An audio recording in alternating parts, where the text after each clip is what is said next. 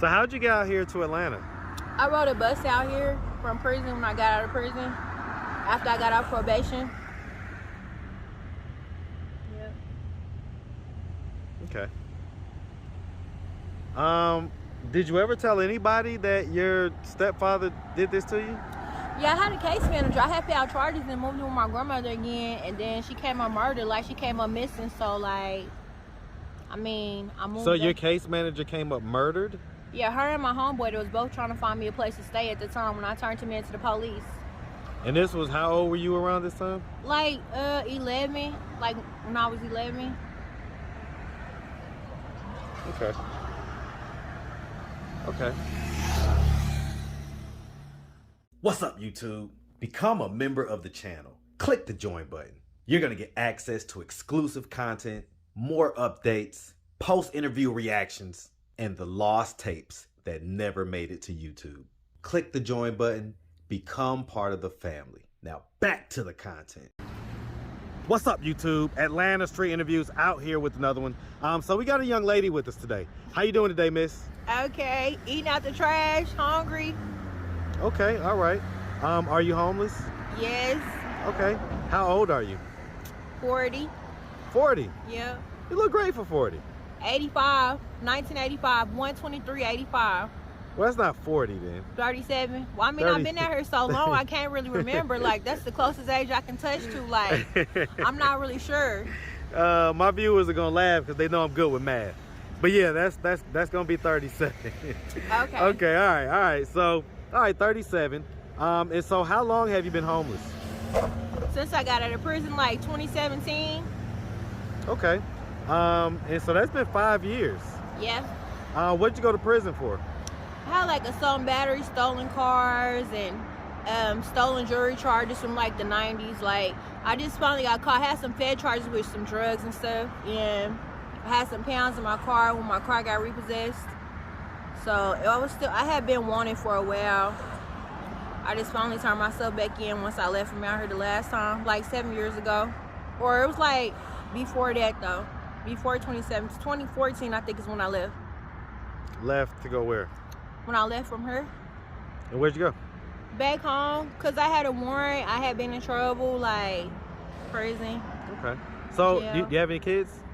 No. No kids? No. I had dead children. Like, when I was younger, I lost children. Like, they passed away. But I haven't had any since then. Okay, so were they born dead or were they born alive and then they died shortly after? I guess like stillborn, you can say. Like, okay, so it was or stillborn. they died like miscarriaging, like at a young age before they was developed. Okay, so no living children. Yeah. Have you ever been married? No. No? Okay. All right, and so let's just start from the beginning. So where are you from? Oklahoma, like by Texas. Where in Oklahoma, man? Oklahoma City, Midwest City. City. Hey, man. All Shout over. out Oklahoma City, man. Definitely shout out big Oklahoma, man. All right, R.I.P. Kevin Samuels, man. So definitely shout out Oklahoma City. All right, and so growing up in Oklahoma City, did you have both your mom and your dad in the household? Both of my parents passed away. I wasn't really for sure about who my real dad was. I was in like a abandonment, a neglected house, child abuse, domestic violence, and sexual abuse, me and both of my brothers.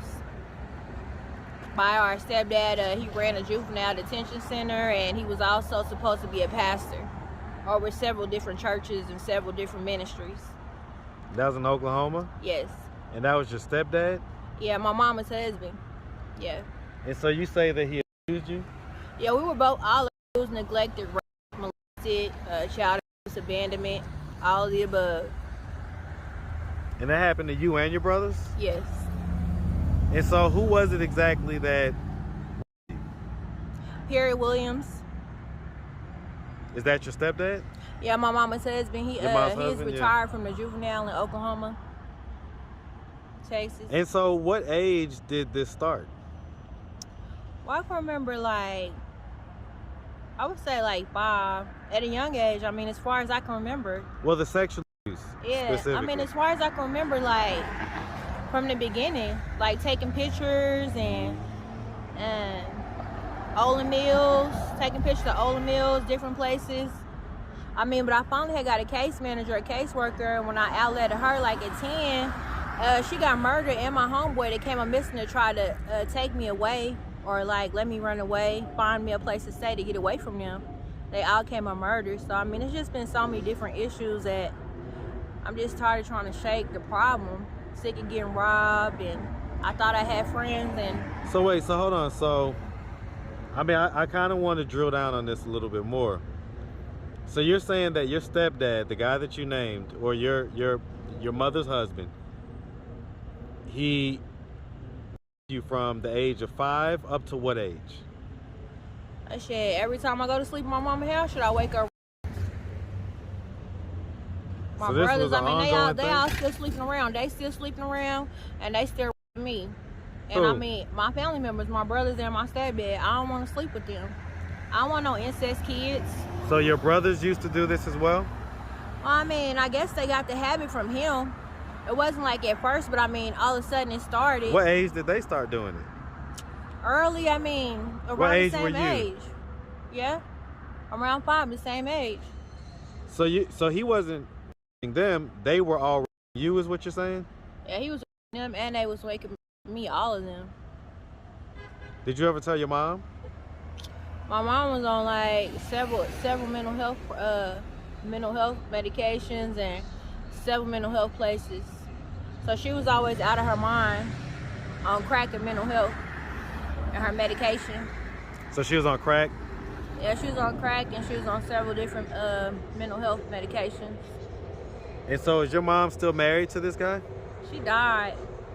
Sorry to hear about that. How long ago did that happen? Like 2009.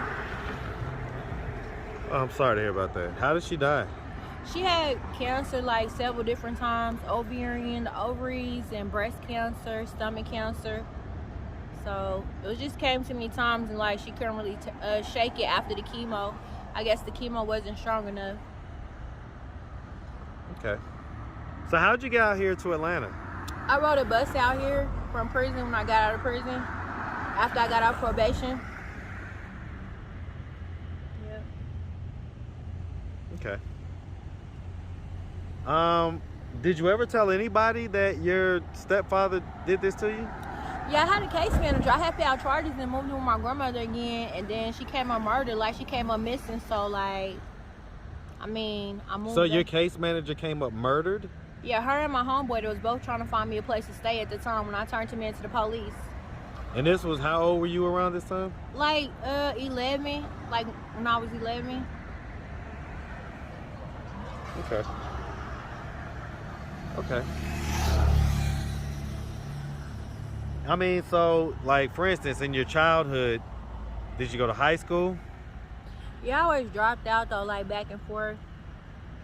Not all the way. I mean, I graduated, but I never like went to class most of the time. I always cut class. So you did end up graduating high school? Yeah. Okay. Did you do any college? Yeah, I went to college for like 2 years. I dropped out of there because my mom picked up cancer again. What school? Langston University. Yeah. That's Yeah. HBCU. Yeah, that's where I was at. Hey, man. Dr. Shout out Howard. Langston, man. Yeah. We love the HBCUs on this channel all day long. Okay. So, your brothers, how are they doing in life right now? We don't have a relationship. Like, we don't speak. Like, I got out of prison, and I mean, at Christmas time, one of my brothers dropped me a package because I didn't have nothing. Like, I was tired of begging people for food. I was just tired of being hungry, really, and begging. So, like, he dropped me a package, a couple packages, but that's it. We don't really have a friendship or a relationship.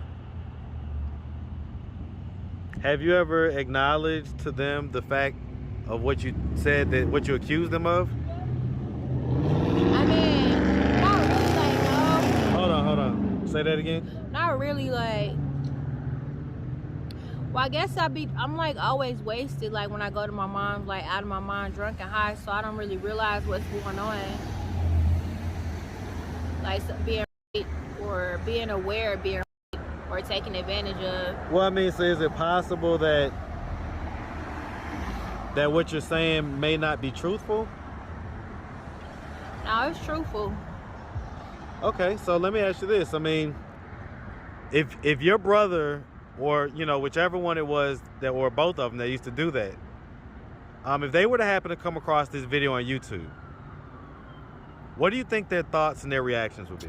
The same thing as being like, I'm just tired of playing mind games. Like, if I lied about, said this is my ass though, you know what I mean? Like, I know if somebody touched me inappropriately or touched me in a way that I didn't want to be touched, or it felt me up in a way that I didn't want to be felt. So it was always growing up like, I was always a liar, so I just always ran away and never was really around because I was tired of being accused of being a liar about everything going on in my mom's household, let alone her mental health issues that she was having. Like, she worked a job for 16 years and then retired because she had a mental health breakdown and couldn't handle it anymore. So from then on out, like, she established a household. From then out, like, it was mental health from there out. So let me ask you this. I mean, do you have a drug abuse problem? I drink. Like, I pop X pills, but I drink, really. Like, Okay, so it's mostly alcohol and X Yeah. pills? No crack, no cocaine, no heroin? No, I usually sell crack. I don't smoke crack. No Tina? No. Okay. All right. No fentanyl, no nothing, right? No. Okay. Pills, like, I take pills like Volumes and Xanax. That's it. And drink most of the time. That's usually it, though. Yeah. And so what about mental health diagnosis? Has there been any mental health diagnosis? When my mom passed away, I had several different diagnoses. I was on like 8 prescriptions. I went from 8 prescriptions. When I went to prison, I had got a counselor, like a therapist, and I went down to like 2 prescriptions. So I haven't been on the prescriptions in quite some time. So I just been not really hungry. They just said that without having food or being provided for, it could cause mental health problems. You know, it definitely can cause a delirium, you know. Okay, so, I mean, you've been out here for quite a while now, since 2017. Yeah. What, if anything, are we doing to try to get ourselves out of this position of being homeless? Well, I mean, I live under the bridge. I'm just waiting for Section 8 Housing Authority to come back. I lost my phone. My mom's husband got me a phone, but I'm just sick of being fake. Like, I don't want to sleep with you for the phone. You never bought me anything before. I had 8 phones when I was out at home selling plenty of drugs, and I had to throw them out because the police was after me. So, when's the last time he slept with you? the last time I was there, when I went to prison, 2017, when I got out, I stayed there like 2 months. He got a new wife and got married, and I left. I mean, you get kicked out, you never have nowhere to go. Like, you always get kicked out because you refuse to sleep with him, and that's your mama's husband. So let me ask you this. I mean, so he was forcing you to sleep with him? Yeah, pretty much, yeah. Okay. Okay.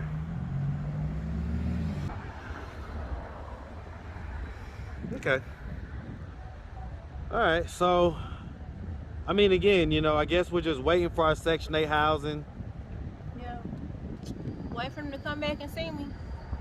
On their waiting list, pretty much. Let me ask you this. If you could give any message, right, to your mom's husband, if you could tell him anything, he's not here right now, it's just you and the camera, what message would you give him? I mean, I wouldn't say nothing because really, like, it's nothing to be said. Like, I've been grown since day one. You never had, he was never there. I mean, even he was me, to me, he never helped financially in any kind of way, shape, or form.